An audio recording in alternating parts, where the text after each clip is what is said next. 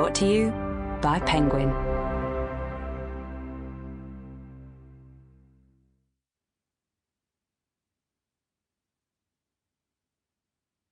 The Liar of Red Valley by Walter Goodwater. Read by Munirih. Chapter 1. Sadie never realized just how full of shit her mom was until the day she died. Of course, she'd known her mom was a liar. Her lies paid their bills. People would come from all over Red Valley to see her. They hated her. Because she knew their secrets, because they needed her, because she hated them. But they still came, in beater trucks with rusted wheel wells or glossy Audis with no license plates, winding up the dirt road to knock on the liar's door. And after a lifetime in Red Valley, her ledger was full of every dirty thing the people in town had ever tried to hide away.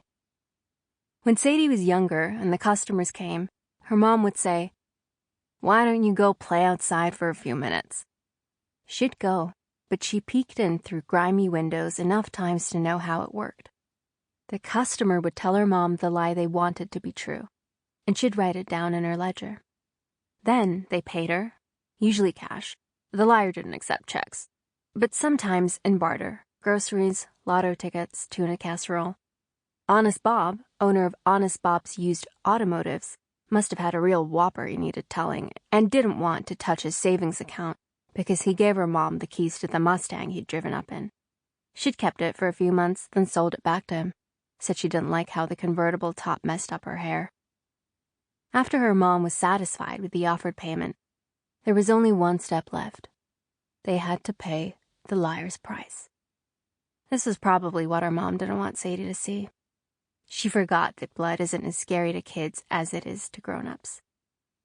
Her mom would take out her pocket knife, clean the blade, then make the customer hold out their hand, though some people preferred she made the cut somewhere less conspicuous.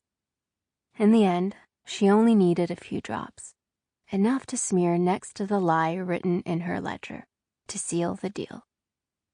People got out of there real fast after that. Maybe they didn't like the sight of their own blood. Or maybe they didn't want someone else to come down that dusty driveway and find them there. Sadie didn't care either way. After a while, watching the forbidden ritual became a bore, so instead she'd go off and play make-believe in the dry oak trees that surrounded the tiny blue house. She liked to climb up in the twisted branches and pretend she was invisible, pretend she could see the whole world, but they couldn't see her. She'd sit up in the trees for hours and wonder what lies she'd tell. Everyone at school likes Sadie. Sadie lives in a big house with a fireplace and a pool and a garden. Sadie doesn't feel lonely all the time. So Sadie always knew her mom was a liar. But still, she never expected she'd lie to her. "Excuse me?" Sadie blinked hard. Memories of gnarled oak branches and blood soaking into paper scuttled away, replaced in a flash by the diner's heavy air, greasy with French fry oil and floor cleaner. Sadie's head swam for a moment, like she'd fallen asleep on her feet and woke just before toppling over. The frowning man at table 6 was waving irritably at her. Sadie let the afterimages fade and slipped on a cheery smile, the most important part of the waitress's uniform, as she came out from behind the counter. "Excuse me?" he said again. He sounded like he didn't much care for having to repeat himself. Calloused fingers drummed on the table. He glanced down at Sadie's name tag but didn't even bother to use her name. "I ordered that coffee 10 minutes ago, sweetheart. I'm just wondering when I should expect it to arrive." A coil deep in her chest tightened a little. The smile threatened to bail, but Sadie locked it back in place. Working in Red Valley, you got used to the assholes. Some entitled, some bitter, some just plain mean. But every shift had at least a couple. Sadie didn't know if the town drew them or bred them, but she'd learned to stop expecting better from people around here.